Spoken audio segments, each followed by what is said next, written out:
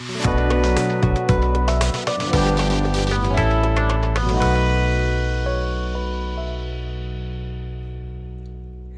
hello, hello, and welcome to our show. It's Mable, your princess of poetry and praise, brought to you by Amen Communications Incorporated. We provide dollars for scholars so students can get those degrees and licenses and certifications. But something has been on my mind all this week. I got to ask you this question. Whether you have a learner's permit or if you have a real driver's license or if you're a veteran driver or a senior citizen driving and you've been driving for many, many years, I got a question for you because it's been on my mind. Have you ever run out of gas? Have you ever run out of gas? Have you ever run out of gas? Now, I know some of you may not want to answer in front of your children, in front of the grandkids. You don't want them to know that you made some mistakes and you did some stuff that probably you shouldn't have done too. But have you ever run out of gas? What did you do? Where was your crew? Who did you call when you felt 2 feet tall? Warning light on low. Where are you going to go? Dashboard warns you. No surprise or boo. Indicator says real low. So you best drive real slow. The big letter that you see is that you're almost on E. See miles that are left. You sure ain't deaf. The E is your proof, so you can't be aloof. The E says time's up. Go fill this car's cup. The E points you right. Answer boldly in sight. Yet you meander on, singing your hit song. And as you hee-haw hum, you get stuck like a bum. Too late to shift gears, too late for your tears. You neglected the gas light. Getting gas was really right. But dilly-dallying, what a mix. Procrastination, what a fix. No time to straggle around, 'cause you won't get downtown. Well, one error we can expect. You driving on E. Just pure neglect. One error we can expect when you're driving on E. Just pure neglect. Neglect. Stalling around. Fixing to. Going to. I'm about to. Procrastination. Tomorrow. In the morning. Getting to it. Y'all, when you driving on E, oh my goodness, when you driving on E, wow, when you driving on E. And I'm just thinking about my days when I first started driving and, oh Lord, mama them car. If I put $1 worth of gas in, I could do good. If I had $2, oh, wow. If I had $3, I could go pick up all of my friends and buddies and we could go all over town, all around and round, from this end to that end. But driving on E was something that I guess it was a habit that became a bad habit for me. And that's why it hit me today. It hit me this week. I got to talk about this because this was a really bad habit, a dangerous habit. And I had to learn how to make some changes. You know how we make some transformations, how we make some U-turns, how we finally decide, oh my goodness, I have been up the creek. I got to work on that. Well, a long time ago, when I was driving as a teenager and as a young adult, I used to drive on E all the time.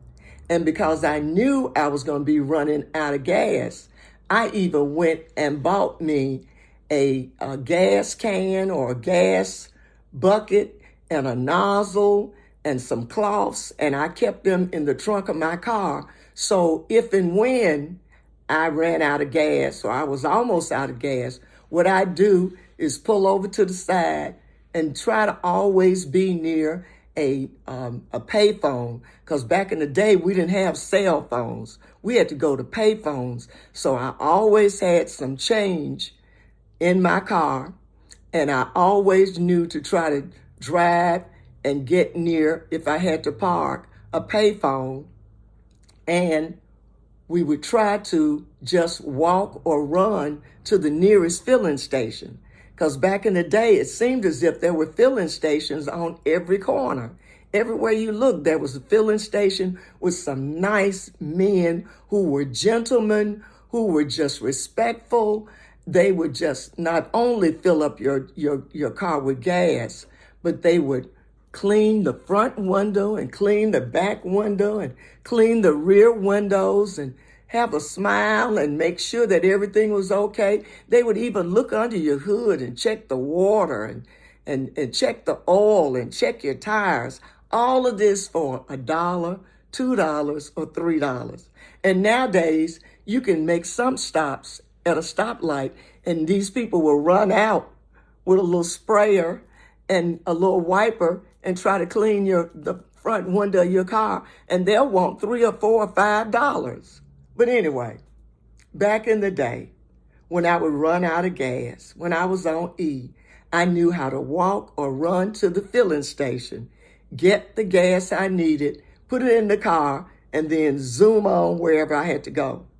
Well, sometimes I would go and park close to a payphone, and I'd call up one of my friends, one of my homeboys, one of my homegirls, one of my buddies, and they knew when I was calling. I was not the kind of person who would be begging or bumming or borrowing money or trying to get people to pay for my food and stuff. I wasn't into that. I always kind of took care of those things.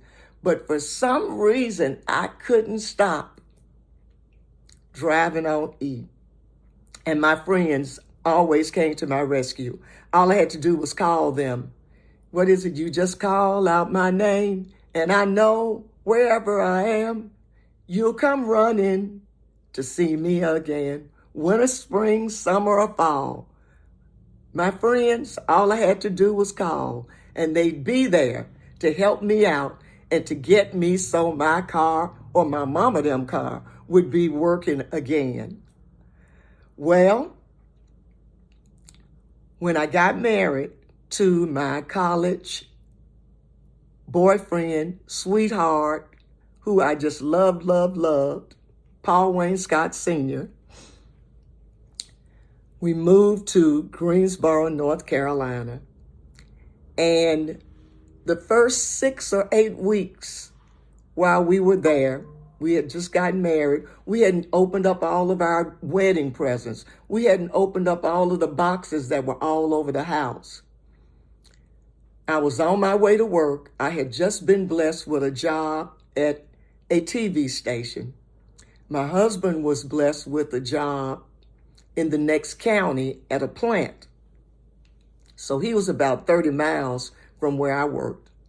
One evening on my way home from work, I was driving on almost E, and I knew the car was about to stop or sputter or kind of glide. You know how if you're on a hill, what do they call it? Hypermiling. If you're on a hill, you can just take your foot off the pedal and you'll just glide on down the hill, hopefully into a filling station or a gas station. Well, folks, what I did was I pulled the car over to the side and I parked in an area where there was a payphone. I had my little coins in my hand, went to the payphone, a one ring-a-dingy, a two dingy-dingy, and I called my husband of 6 or 8 weeks, my brand new, my husband, that I had just said I do, that I had just said whatever he says, I'm going to be right by his side. I called Paul Wayne Scott Sr. and I said, baby, how you doing?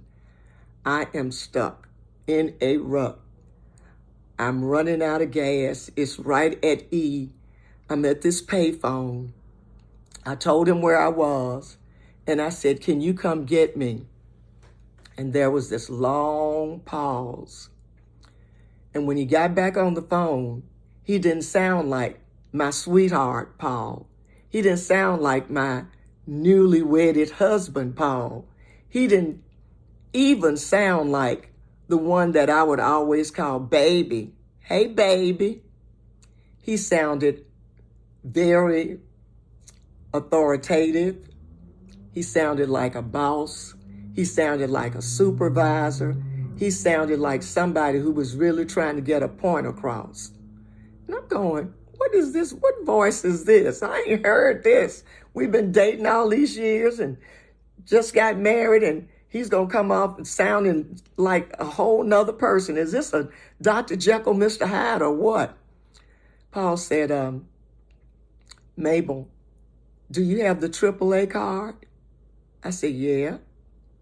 Mabel, do you have some cash? I said, yeah. Mabel, do you have the credit cards? I said, sure. He said, okay, you got all that you need. I'll see you when you get home, baby. And he hung up the phone. Y'all, I was so upset. I was so hot.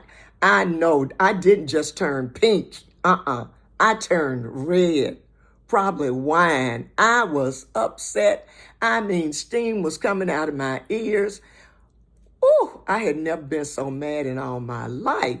I just got married 6 or 8 weeks ago. I'm in a brand new city. I just know the major streets. And I'm calling the one person who I know is going to come and save me and rescue me. This is my Prince Charming. Homeboy hung up the phone. Wow. So you know what I did?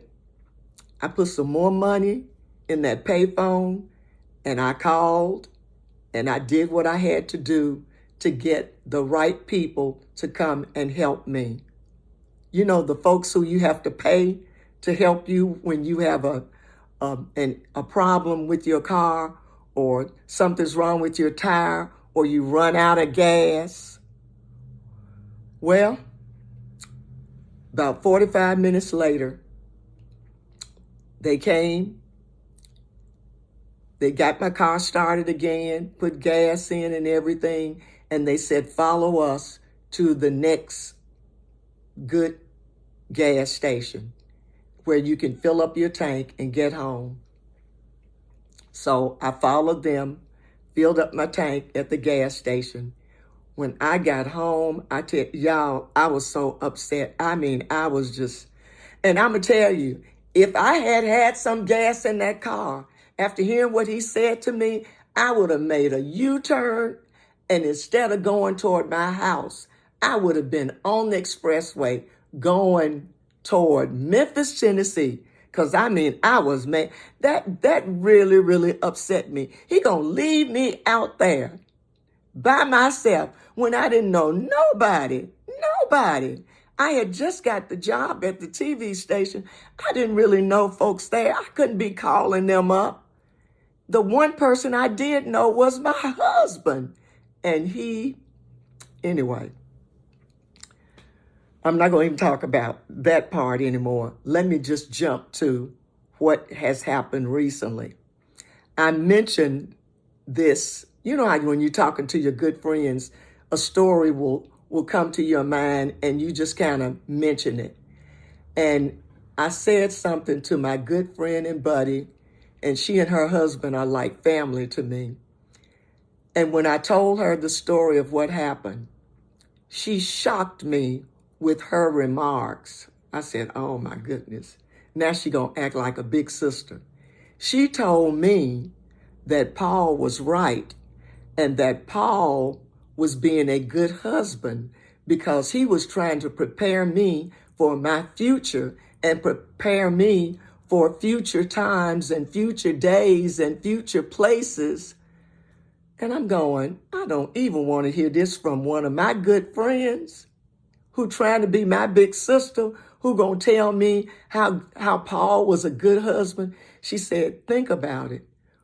Paul, over the years and decades that you all were married, tried to share with you important things that he thought would help to make you a better person. And you probably did the same thing for him. But she said he was preparing you for your future. He was preparing you for future jobs. He was preparing you for getting to where you needed to be, where you would know, I can be sustainable. I can be self-taken care of. I can be independent. I can be self-reliant. I can be sustainable. And she said, Paul was trying to prepare you for what you're going through now, because now Paul is not around, and you must think about the future. You must prepare for the next day. You must think intentionally how you're going to do certain things, especially things that you've never done before. I really didn't appreciate what my homegirl said, but once I got home and I thought about it, I said, maybe she was right.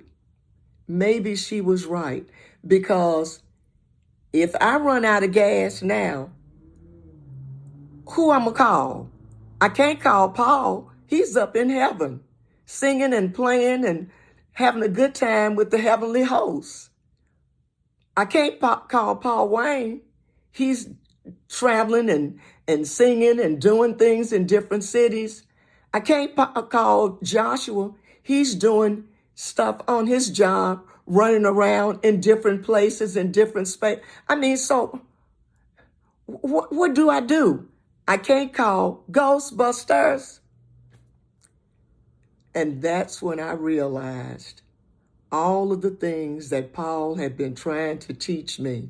So many of those things about preparation were things that he did every day on his job, because at the plant, it was his job to think ahead of time, ahead of schedule, to ascertain and to think what could happen, what might happen, what danger or what derailment or what failure or what problem or what test or what real emergency or chaos could happen at the plant that our crew needs to work on, trying to pull out as many preventative measures as possible to stop the headaches, to stop the disasters, to stop stuff from really getting bad.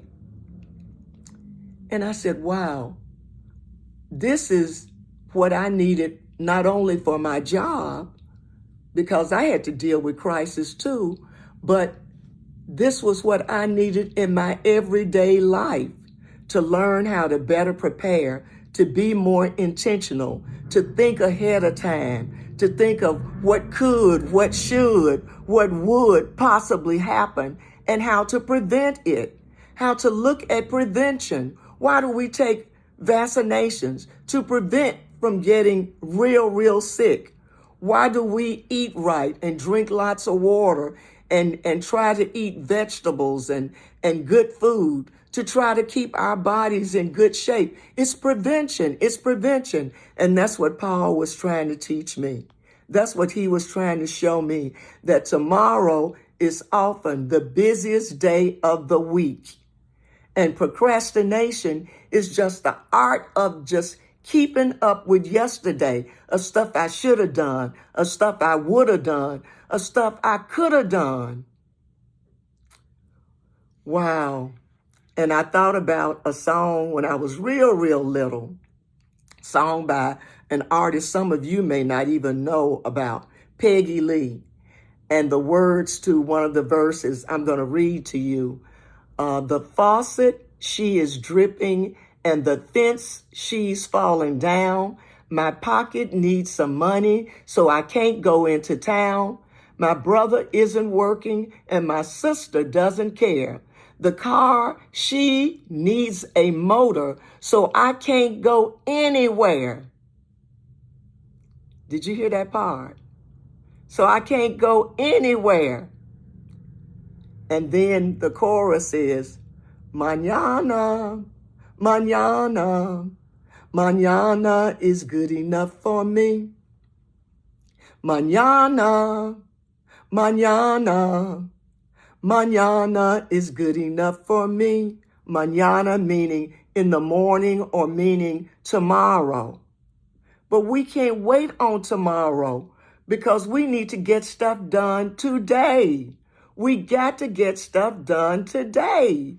We can't wait on tomorrow. Ben Franklin said, by failing to prepare, you are preparing to fail. Think about Girl Scouts and Boy Scouts, how they always talk about preparation, getting things done. You never know what's going to happen tomorrow. President Jimmy Carter had this quote that I love.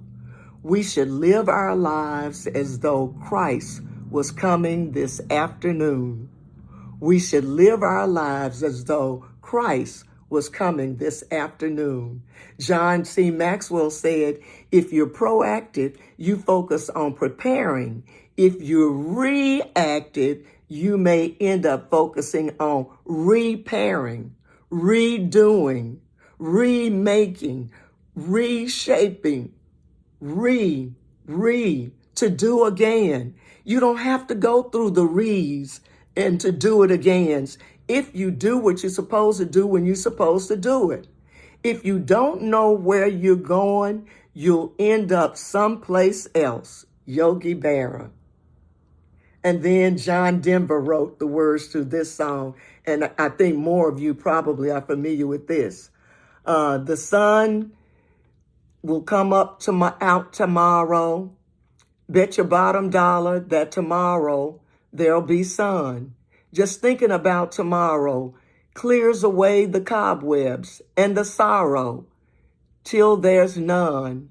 When I'm stuck with a day that's gray and lonely, I just stick out my chin and grin and say, the sun will come out tomorrow. Tomorrow, tomorrow, I love you tomorrow.